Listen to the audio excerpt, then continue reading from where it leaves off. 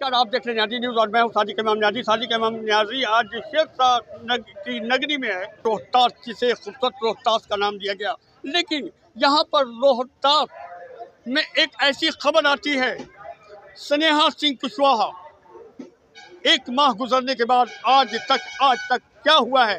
लेकिन एक और आवाज़ गूंज रही है, बिहार में शास्त्राम में झारखंड से कुछ यहाँ महिलाएं आई हुई हैं और यहाँ पर स्नेहा की आवाज़ को उठाने के लिए, स्नेहा के परिवार को इंसाफ दिलाने के लिए इस वक्त मौजूद है। और आज जैसा कि ऐलान है यहाँ से, इसी जगह से जहाँ पे कुशवाहा भवन है, कि आक्रोश मार्च निकाला जाएगा। चलिए मैं बातों का सिलसिला शुरू करता हूँ। झारखंड और बिहार दोनों चने की दाल हैं, सगे भाई हैं, और रोहतास में, वो भी बिहार में, आप इस वक्त हाजिर हैं स्नेहा के परिवार के साथ। क्या कहिएगा इस वक्त स्नेहा का परिवार इस वक्त मौजूद है आपके साथ? मैं यही बोलना चाहूँगी कि मैं झारखंड की पावन धरती से यहाँ पे आई हूँ, तो किसी जाति, धर्म या किसी पार्टी पॉलिटिक्स को लेकर नहीं आई हूँ। मैं आई हूँ महिला जाति के एकता के बारे में बात करने के लिए। मैं आई हूँ तो महिला उत्थान के बारे में बात करने के लिए। मैं अगर उतनी दूर से चलकर आई हूँ तो ये दिखाने के लिए, यहाँ की जनता जो सोई हुई है, कि जागो, उठो और उठाओ शस्त्र और उसको मार डालो, क्योंकि प्रशासन, नेतागण मारने का औकात नहीं है ना सर। बड़े बड़े राजनीति वाले भी आ रहे हैं, बड़े बड़े पदाधिकारी लोग हैं, डीआईजी से डीएसपी से लेके मंत्री से लेके सीएम से लेके सब तो हैं। लेकिन 1 महीना हो गया, अभी तक स्नेहा सिंह कुशवाहा को न्याय क्यों नहीं मिला सर? इसीलिए मैं अपनी बहन का साथ देने के लिए आई हूँ कि वो तो चली गई, लेकिन उनकी आत्मा को शांति तो कम से कम हम लोग दिला दे, क्योंकि हमारे सनातन में कहा गया है कि आत्मा की शांति तभी मिलती है जब मृतक की आखिरी इच्छा पूरी हो। और मुझे ऐसा लगता है कि स्नेहा आज भी तड़प रही है और हमारे आसपास कहीं ना कहीं होगी। वो गुहार लगा रही होगी बिहार वासियों से, अपने देशवासियों की, कि माँ मुझे न्याय दो। तो उनकी वो गुहार की बातों को सुनकर मैं झारखंड से चलकर आई हूँ, ताकि यहाँ की माता बहन को मैं एक जागरूक कर पाऊँ कि उठो चलो। हम लोग अंतर्राष्ट्रीय महिला दिवस के दिन 8 मार्च, आने वाले 8 मार्च को हम लोग बनारस में भेलपुर थाना, वहाँ के कमिश्नर साहब से मिलना चाहते हैं। 250-300 महिला जाएंगे। क्या अंतर्राष्ट्रीय महिला दिवस मनाए सर? क्या महिला दिवस मनाए? आप आकलन निकालिए ना। हर दिन न्यूज़पेपर में कोई ना कोई महिला के साथ गैंगरेप हो जा रहा है, कोई ना कोई महिला के साथ मर्डर हो जा रहा है। 60 साल 65 साल की महिला, यहाँ पे बुजुर्ग महिला है, वो भी यहाँ सुरक्षित नहीं है। तो फिर भी स्नेहा तो 17 साल की थी। वो बात करते हैं 5 साल की बेटी के साथ बलात्कार हो जाता है यहाँ पे।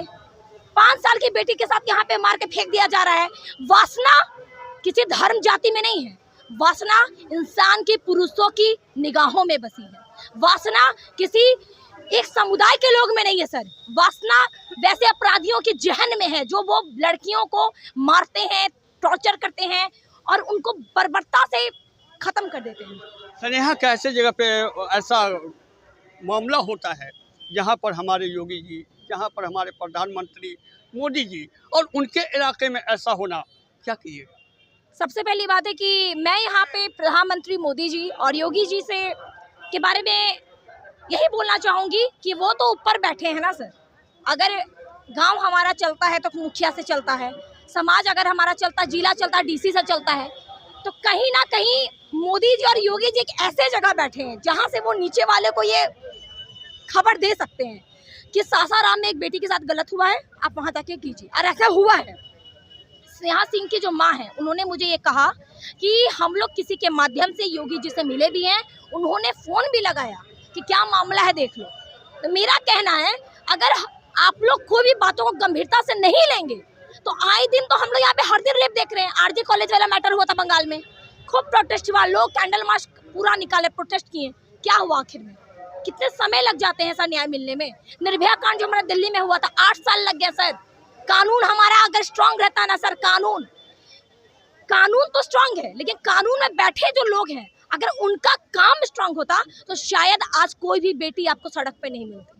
क्योंकि आज विदेशों में अगर किसी महिला के साथ बलात्कार हो रहा है, मर्डर हो रहा है, छेड़खानी हो रहा है, तो विदेशों में ऐसा नियम बना हुआ है, कि तुरंत स्पॉट उनको पकड़ा जाता। लेकिन हमारे भारत में लोग काला अक्षर वाले रजिस्टर में बंद कर देते हैं केस को। और जो गरीब परिवार होते हैं ना, वो डरते हैं कि मैं केस कैसे लड़ूं, हमारे पास पैसे नहीं है, कुछ नहीं है, सपोर्ट नहीं है। तो मैं कहती हूँ कानून व्यवस्था हमारा स्ट्रांग होना चाहिए, तब जाके महिलाएं यहाँ सुरक्षित रहेगी। क्या हमारे योगी जी को फिर बुलडोजर एक्शन में आने की जरूरत है? क्या है? एकदम आने की जरूरत है। अगर वो बुलडोजर एक्शन में नहीं आते हैं तो ये नारा लगाना वो हर पद वाले के धिक्कार है। बेटी बचाओ बेटी पढ़ाओ बंद कर दे, ये नारा बंद कर दे। अगर ये नारा है, उनको लगता है कि नारा होना चाहिए, तो सबसे पहले उनको बेटी सुरक्षा प्रदान कराना होगा। आज कोई भी बेटी स्कूल कोचिंग कैसे जाएगी? कोई जाती है तो उनका बलात्कार हो रहा है, छेड़खानी हो रहा है, शरीर के कोई भी हिस्सा छू दिया जा रहा है, कैसे होगा? आप ये बताइए। नारी सुरक्षा के लिए हमारे सरकार को सबसे पहले कड़ाई में आना होगा सर, वरना हर दिन किसी की माता बहन की बेटी यहाँ पे रोड में बेसुध मिलेगी हमें। जुल्म की इंतहा हो गई है। स्नेहा के परिवार को, स्नेहा की मां को स्नेहा से मिलने नहीं दिया गया है। क्या कहिएगा इसके बारे में? ऐसे राजपुर, ये तो धिक्कार कुत्तों का जगाता लगता है। गाली भी दूं तो कम है। वो साले चूतियागिरी किए हैं, मुंह पे बोलेंगे।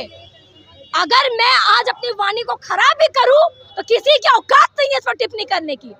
किसकी औकात है? अगर किसी के बेटी बेटा मर जाता है तो क्या हम उसके शरीर को उसके घर वाले के पास नहीं सौंपेंगे? उसका आखिरी इच्छा नहीं होगा कि मेरी बेटी अपने जन्मभूमि सासाराम में आए? लेकिन वहाँ के लोग राजनीति करके, और वो जो ऑनर है उस हॉस्टल का, उसके साथ पैसे लेके सांठ-गांठ करके स्नेहा सिंह कुशवाहा का जो शरीर है उसको जला दिया गया। ये बहुत घिनौनी और बहुत बड़ा मुद्दा है सर। इसको तो सदन में उठना चाहिए। वहाँ लावारिस थोड़ी थी स्नेहा सिंह कुशवाहा। रोहतास की जो आवाज थी और चिंगारी थी वो अब झारखंड में पहुंच चुकी है और झारखंड से आप यहाँ पर आ चुके हैं। क्या संदेश देना चाहिएगा?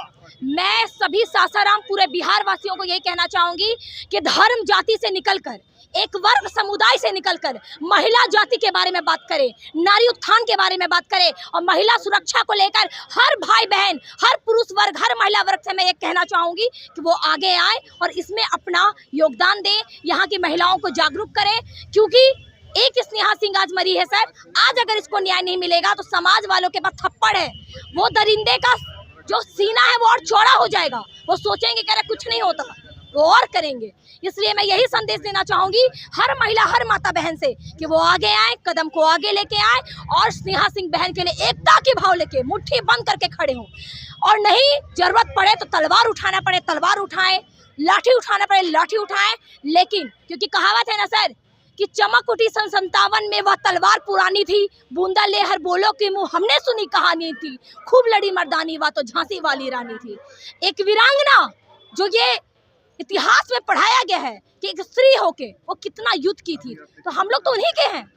सीखना चाहिए कि हर किसी के अंदर एक झांसी की रानी पल रही है, हर किसी के अंदर दुर्गा काली चंडी पल रही है, उसको बाहर निकालने की जरूरत है।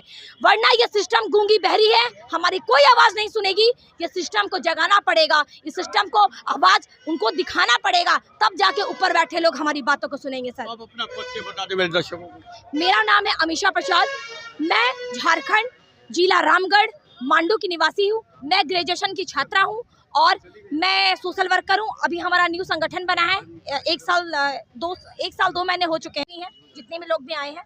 और संगठन में हमारे बहुत महिलाएं हैं और हम लोग हर विभाग में काम करते हैं। स्वास्थ्य है, मानवाधिकार है, महिला उत्थान, एजुकेशन है। पहला प्राथमिकता महिलाओं को दिए हुए हैं क्योंकि हर दिन यहाँ महिलाओं के साथ कुछ ना कुछ हो रहा है। कहीं न कहीं महिलाओं का बहुत दिक्कत होता है, आए दिन होते रहता है। चलिए, मैं इनकी बातों का जो माकूल जवाब है, जो बेहतर जवाब है, खामोश मिजाजी तुम्हें जीने नहीं देगी, खामोश मिजाजी तुम्हें जीने नहीं देगी। इस दौर में जीना है तो कोहराम मचा दो। आज सारी तमाम जीना है तो इंकलाब जिंदाबाद का नारा लगाना होगा कि इंकलाब आएगा, इंकलाब लाना होगा, तब जाके किसी की माता बहन सुरक्षित होगी सर। वरना बस कैंडल लेके फॉर्मेलिटी से निकलने से किसी की बेटी सुरक्षित नहीं है। देखिए, बजरंगी भाईजान में जब एक छोटे पत्रकार ने उसको जब मुलाकात करवाया था, उसकी मां का हक दिलवाया था। आप भी छोटे पत्रकार हैं और हम यही चाहेंगे कि आप जो अगले बार भी अपनी जिम्मे आए थे, यही एक छोटे पत्रकार बनकर इस जो बेटी का है न्याय दिलवाइए। मैं आपको शुक्रिया से धन्यवाद करूंगा और मैं आपका भी सम्मान करूंगा। मैं चाहता हूं कि एक छोटे मीडिया के थ्रू आप इस जो न्यूज प्रोग्राम है बड़े मीडिया पे डालिए, कोशिश है हमारी। बहुत धन्यवाद। चलिए, मैं सारे अपने पत्रकार दोस्तों से मैं भी रिक्वेस्ट कर रहा हूँ कि स्नेहा की आवाज़ है, स्नेहा की आवाज़ पूरे रोहतास की नहीं, पूरे बिहार की आवाज़ है। यहाँ की जो तस्वीर है इस वक्त जो हमारी बहन झारखंड से आई है, मैं इनका तहे दिल से शुक्रिया अदा करता हूँ कि सनेहा की आवाज़ को बुलंद करने के लिए यहाँ पर आए।